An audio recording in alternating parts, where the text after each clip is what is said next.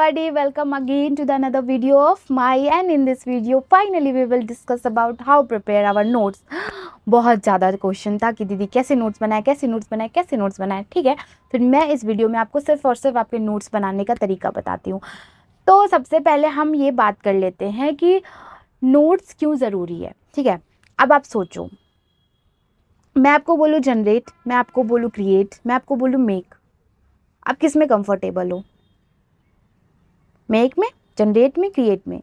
अब आप नोट्स में क्या करोगे कि अगर लिखा रखा है digestive system make, digestive system generate, digestive system create, आप कंफर्टेबल किस में हो? आप अपने नोट्स में वही लिखोगे ना जिसमें आप कंफर्टेबल हो। दैट्स वाई नोट्स जरूरी। ठीक है, अब नोट्स में आप क्या कर सकते हो, आप कुछ चीज़ें उसमें हिंदी भी लिख सकते हो, डजंट मैटर। आपका नोट्स है, आपको पढ़ना है, आपके फ्यूचर में काम आएगा, तो नोट्स इंपॉर्टेंट। ठीक है, अब नोट्स है क्या एक्चुअली वो भी जान लेते हैं। नोट्स क्या है? एक आपने जो सोर्स रोज करके अपने खुद के लिए एक बुक बना रखी है। ठीक है, अब साइंटिस्ट क्या करते हैं, उनके पास दूसरे साइंटिस्ट का रिसर्च किया हुआ कुछ चीज़ें रहती है, कुछ वो अपने नॉलेज से करते हैं। तो क्या वो जो अपने बुक एक निकालते हैं वो भी तो ऐसे ही बनाते हैं।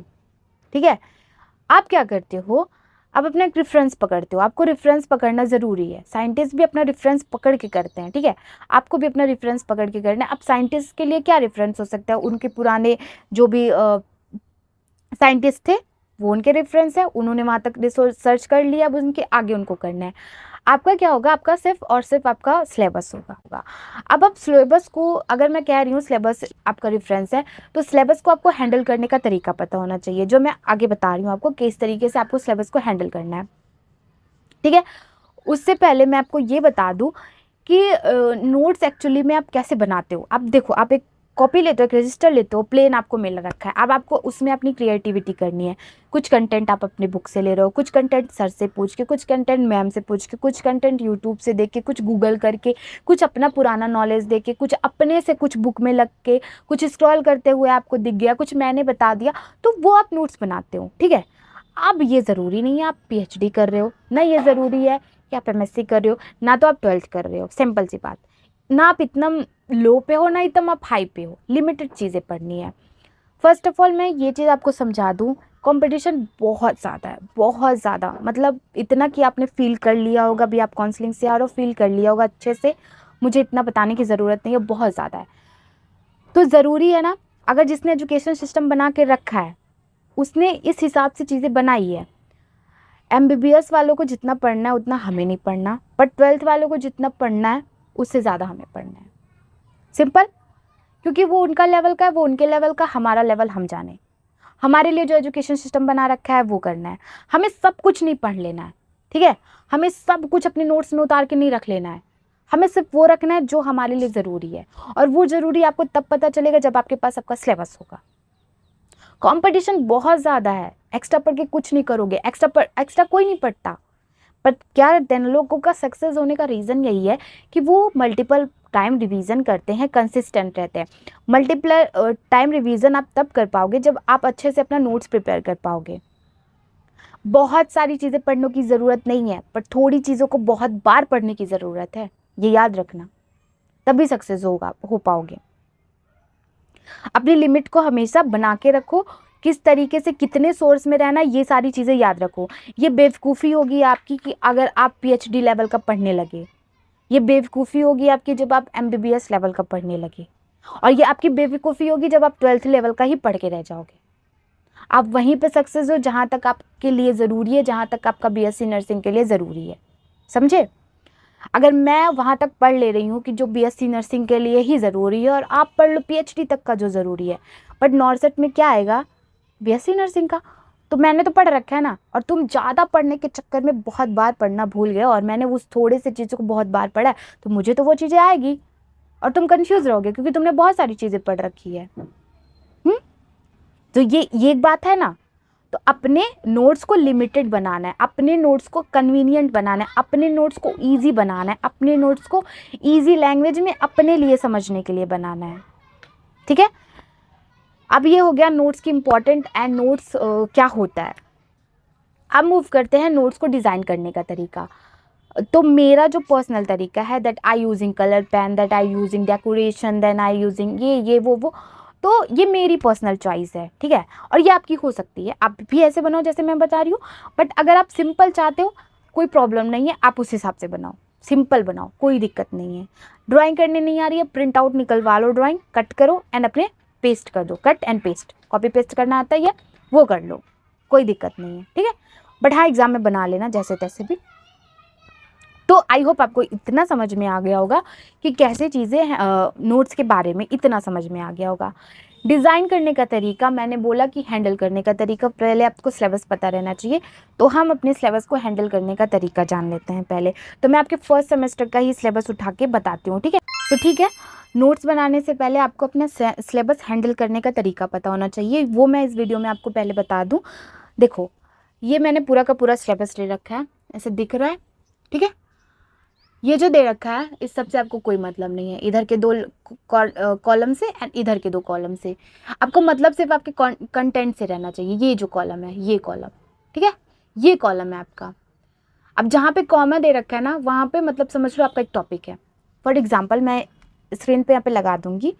For example, introduction to anatomical term related to position, समझे, पढ़े। अब क्या करो, यहाँ पे क्या हो गया ना, आपको देखो कॉमा लग गया। Anterior, ventral, posterior, dorsal, superior, inferior, middle, lateral, proximal, distal, ये सारी चीज़ें जो आ रही है ना, ये वर्ड जो आ रहे हैं, अब क्या करो, आप गूगल पे जाओ, यानी यूट्यूब पे जाओ। फॉर एग्जाम्पल यूट्यूब पे जाओ एंड अपना टॉपिक यहाँ पे टाइप करो जो आपने पढ़ रखा अभी।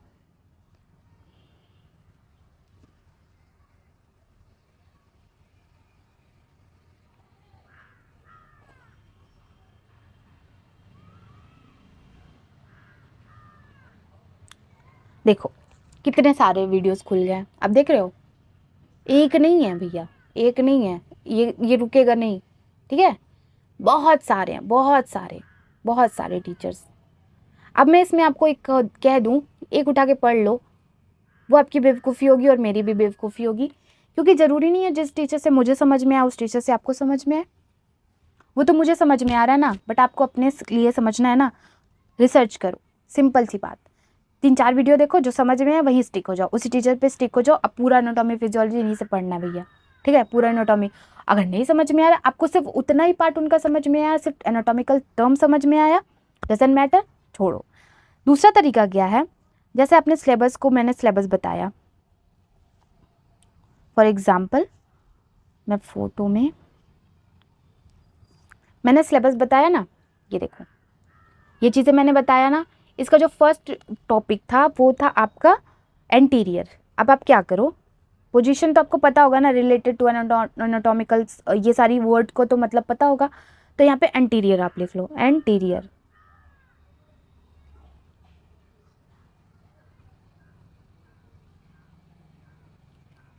गूगल में खुल के आ गया ना एंटीरियर क्या है, आया ना गूगल में खुल के एंटीरियर क्या है, अपने नोट्स में लिख लो। आपकी हेडिंग क्या बनी, एनाटॉमिकल टर्म्स। फर्स्ट उसमें सिलेबस में दे रखा है, प्रॉपर दे रखा है, आपको एंटीरियर के बारे में पता रहना चाहिए, एंटीरियर के बारे में लिख लो। अब ज़्यादा से ज़्यादा आपको अच्छा नोट्स बनाना है, इमेज में आओ, एंटीरियर का बहुत सारा फोटो खुल रहा है, कोई भी फोटो बना लो, ठीक है, ठीक। इस तरीके से आपको नोट्स बनाना है, सेम इट इज। आपको अगर अपना सिलेबस हैंडल करने आ रहा है, you can make prepare your notes own, अच्छा सा नोट्स बनाओ, वो नोट्स आपको ज़िंदगी भर काम आएगा। इस तरीके से आपको पूरा का पूरा आपको सिलेबस हैंडल करना है, A to Z। आपका एनाटॉमी, फिजियोलॉजी, साइकोलॉजी, सोशोलॉजी। और दूसरी बात, एनाटॉमी एंड फिजियोलॉजी का कोई अलग अलग से नोट्स नहीं बनेगा, एक ही में बनेगा, ठीक है। अब आप स्ट्रक्चर बनाओ, उसके बारे में लिखो, तो एनाटॉमी इधर, फिजियोलॉजी इधर, तो ऐसा अलग से नोट्स नहीं बनेगा, एक ही में बनेगा। साइकोलॉजी, सोशोलॉजी के लिए अलग अलग बनेगा, ठीक है। तो सेम जैसे मैंने फॉर एग्जाम्पल के लिए आपको एक बताया, सेम ऐसे ही होगा, आप ऐसे ही नोट्स आपको बनाना है। आप कलरफुल पेन यूज़ करो, आप ऐसे बनाओ, कुछ भी करो, बस ये नोट्स में लिखो और बहुत बार इसको पढ़ो। एक्स्ट्रा कुछ नहीं पढ़ना है, मैं बता रही हूँ पहले। एक्स्ट्रा पढ़ोगे सिर्फ आपकी बेवकूफ़ी रहेगी, दैट्स इट, और कुछ नहीं। और मैं कुछ भी नहीं बोल सकती आपको, ठीक है। सेकेंड थिंग रह गई, मेरे पास जो नोट्स है, फॉर एग्जाम्पल मैं आपको आपके फंडामेंटल का नोट्स दिखा दूँ, तो ये रही मेरी फंडामेंटल की नोट्स। अब मैंने बोला कि मुझे सजा के लिखने की आदत है, कलरफुल पेन ये सब यूज़ करके, तो मैं ये करती हूँ। आपको करना है तो करो, आप सिंपल बना सकते हो, भाई ये पढ़ना ही है, ये मुझे भी पता है पढ़ना है, बट मुझे ऐसे ही अच्छा लगता है। तो आप देख सकते हो फर्स्ट ऑफ ऑल नर्सिंग क्या है, नर्सिंग वर्ड कहाँ से आया, नर्सिंग का मतलब क्या है, एंड देन फ्लोरेंस नाइटिंगेल जी के बारे में। ये मेरा नोट्स कैसा है, अब मैं इसके बारे में आपको बता दूँ, इसकी जानकारी। मुझे फर्स्ट सेमेस्टर में नहीं पता था कि कैसे नोट्स बनाए, मैं कैसे नोट्स बनाए, कैसे सिलेबस को हैंडल करे, ऐसा कुछ नहीं मुझे पता था। और मेरे क्लासमेट में मेरी किसी को नहीं पता था, ऐसे ही से मेरे कोई सीनियर्स नहीं थे, तो हम कुछ से कुछ पूछ भी नहीं पाए, तो थोड़ा सा डर भी रहता, भी फर्स्ट बैच था, ऐसा कुछ था हमारे साथ। तो हम क्या किए थे, हम सिर्फ ऐसे चीज़ें पढ़ लिए थे और कुछ भी हमने नहीं सोचा समझा था, ऐसे बस उठा के पढ़ लिया। और वो सारे नोट्स पता नहीं कहाँ हैं, वो मुझे पता भी नहीं। ये जो मेरा नोट्स है, ये मैंने ऐसा ही से मैंने नोट सेट का कोचिंग ले रखा है, नोट सेट का ऑनलाइन क्लास ले रखा है, तो मैं उससे नोट्स बनाती हूँ और ये मेरा नोट्स वहीं का है। अब अगर आप ये नोट्स चाहते हो तो ठीक है, मैं इसका फ़ोटो भेज दूँगी आपको, एक एक पेज, दो दो पेज का, मैं हर दिन आपको 2 पेज भेज दूँगी, ठीक है? तो आप मैच करके उसको बना लेना। तो इसका क्या रीज़न है कि मैं अभी ये नोट्स बना रही हूँ, आप प्लीज़ अभी मत लेना। ऐसा ही सेम मेरा सेकंड ईयर कंप्लीट होने वाला है, मेरे पास अब टाइम नहीं है, आपके पास अभी 4 साल है, बट मेरे पास अब सिर्फ 2 साल है, ठीक है? तो 2 साल नॉर्सेट के लिए अगर मैं ऐसे देखूँ तो कम है, क्योंकि पढ़ना है, बहुत ज़्यादा पढ़ना है, उसको मल्टीपल टाइम रिवीजन करनी है, प्लस अगर मैं कॉलेज में हूँ तो मुझे कॉलेज भी जाना रहता है, तो इतना मेरे पास अभी टाइम नहीं है, बट यू हैव टाइम। अगर आज आज ही से आप अपने फर्स्ट सेमेस्टर से चीज़ें मेंटेन करते चलोगे, तो जिस तरह से मैं अभी हड़बड़ भड़बड़ में हूँ, आप नहीं रहोगे। तो ये मैंने अभी कोचिंग कुछ दिन पहले ही ज्वाइन किया, लाइक एक अभी 10 दिन भी मुश्किल से नहीं हो रहा है, तो अभी मैंने किया है, मैं पहले से नहीं कर रही थी। तो ये सारी रीज़न हो गया कैसे नोट्स आपको बनाना है, उससे पहले आपको पता रहना चाहिए आपको सिलेबस को कैसे हैंडल करना है। लिमिटेड पढ़िए, ओवर पढ़ने से कुछ नहीं होता, सिर्फ बेवकूफ़ी होती है। चीज़ों को बहुत ज़्यादा नहीं पढ़ना है, पर थोड़े से चीज़ को बहुत ज़्यादा बार पढ़ना है, ये भी दिमाग में रखिएगा।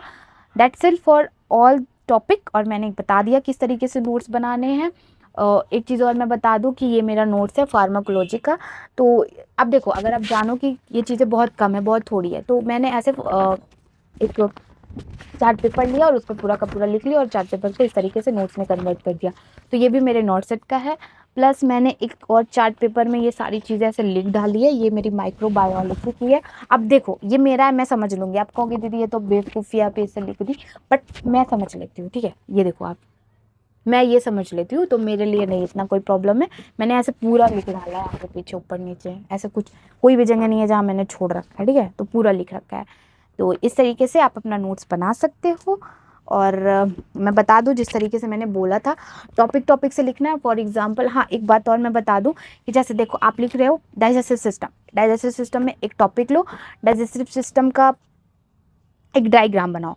सेकंड पेज में आप क्या करो, डाइजेस्टिव सिस्टम में जो चीज़ें कॉमन है, फॉर एग्जांपल देखो, मैंने इस पर फर्स्ट पेज में से बना नहीं रखा, बट मैं बता दूं आपको, लाइक एग्जांपल, डाइजेस्टिव सिस्टम में ये सारी चीज़ें कॉमन है। ये मेरा नोट्स है, जब मैं वो नीट से लेक्चर से अपना एनाटॉमी फिजियोलॉजी कंप्लीट करी थी फर्स्ट सेमेस्टर में, तब मैंने इसको बनाया था। तो मुझे तरीका नहीं पता था, कुछ चीज़ इसमें भी गड़बड़ है, तो वो मैं आपको नहीं रिकमेंड करूँगी, बट ये मैं रिकमेंड करूँगी। इसमें ये चीज़ गड़बड़ है कि इतने थोड़ा थोड़ा इसमें जगह छोड़ना चाहिए। अब जगह क्यों छोड़ना है, फॉर एग्जाम्पल मैंने ये सारी चीज़ें लिख रखी है, अगर मुझे कुछ और पता चल रहा है तो मैं इसमें कहाँ ऐड करूँगी, और मैं ऐड करूँगी बहुत ज़्यादा गंदा सा लगने लगेगा और पढ़ने का मन नहीं करेगा।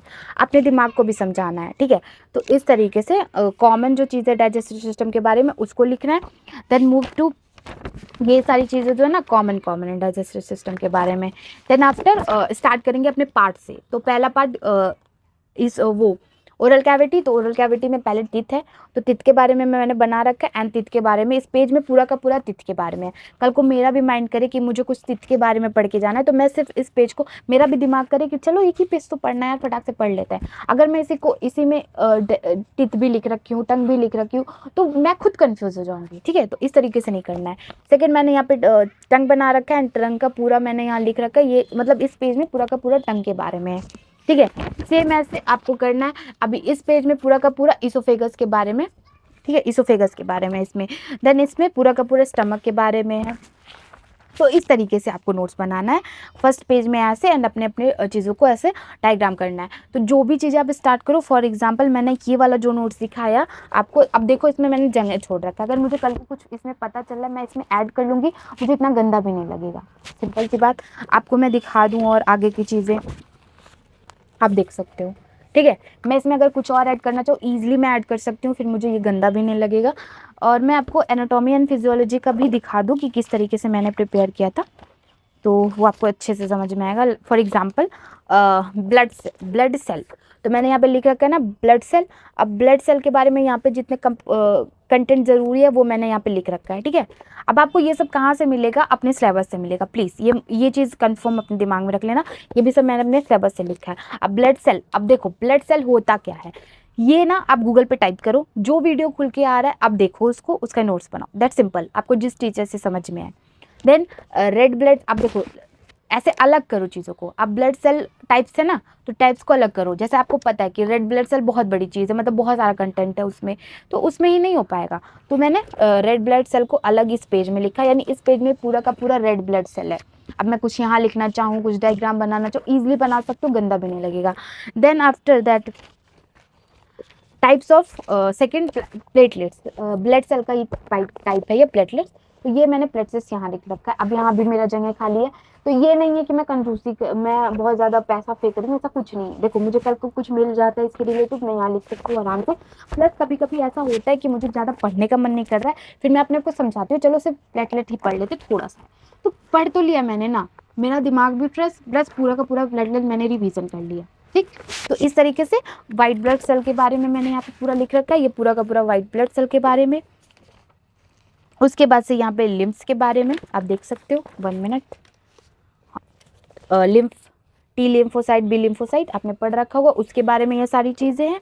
देन ये फ्लूइड के बारे में, बॉडी फ्लूइड, ये देख सकते हो आप कितने कितने कंपोनेंट होते हैं इसमें, ये सारे हो गए। देन ब्लड ग्रुप के बारे में एक पेज में, दैट्स इट, सिंपल सी बात। अगर मेरा दिमाग कल को कह रहा है कि थोड़ा सा ही पढ़ लो, ज़्यादा नहीं पढ़ने का मन कर रहा है, थोड़ा ही पढ़ लो, तो मैं क्या करूँगी, मैं एक अपने अकॉर्डिंग एक चीज़ ले लूँगी और उसको पढ़ के एडजस्ट हो जाऊँगी, मैं भी खुश, प्लस मेरा रिवीजन भी हो गया।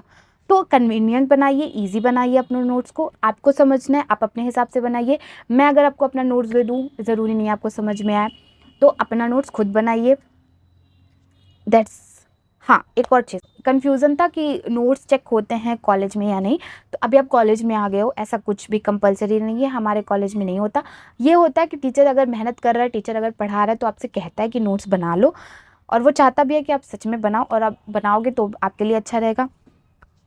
और टीचर चाहते हैं आप अपने नोट्स बनाइए, और प्लीज़ बनाइए, ये ज़रूरी भी है। और कॉलेज में ऐसा कुछ है कि नहीं नोट्स चेक वगैरह होता है, ये आपके कॉलेज पे डिपेंड करता है, ये कोई नहीं बता सकता। देखो मेरे कॉलेज का सिस्टम अलग है, आपके कॉलेज का सिस्टम अलग हो सकता है। कुछ नहीं है कि नोट्स चेक होता है, ये आपके कॉलेज पे डिपेंड करता है कि आपके कॉलेज के टीचर किस तरीके से काम कर रहे हैं, ठीक है।